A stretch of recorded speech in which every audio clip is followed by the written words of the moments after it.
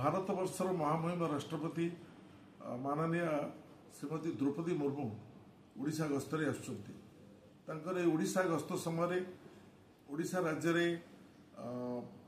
हिसाब कर देखागले महिला मान प्रति दुष्कर्म गणदुष्कर्म एवं हत्या एक चरम सीमार जा पहुंची एवं गतकाली जो परिस्थिति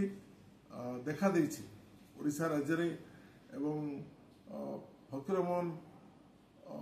स्वयं शासित महाविद्यालय जड़े छात्री सौम्यश्री बीसी तांको प्रति जड़े अध्यापक तांको विभिन्न इंगित दे एवं शेष प्रति जो आचरण से करिसेंती जो व्यवहार करिसेंती एवं तांको प्रति अश्लील जो व्यवहार करिसेंती सेतिरे से अतिष्ठ ही से आत्माहुति दवाई निष्पत्ति करी प्रिंसिपाल चेम्बर सम्मुख में से आत्माहुति देइछंती। आत्माहुति दवा बेले जो परिस्थिति घटी एक लोमहर्षणकारी परिस्थिति जहाँ तुरंत बालेश्वर हॉस्पिटल एवं बालेश्वर हॉस्पिटल तुरंत आनी all India institute of medical science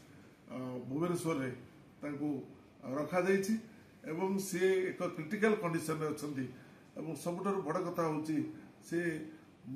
वर्तमान जीवन सहित संग्राम करुछंती। आम जगन्नाथ पाखे प्रार्थना करूँ से तुरंत भल हो जातु एवं महामहिम राष्ट्रपति को साक्षात करी कहबू ये जो दुष्कर्म गणदुष्कर्म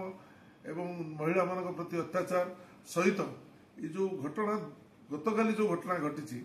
गस्त समय से संपर्क में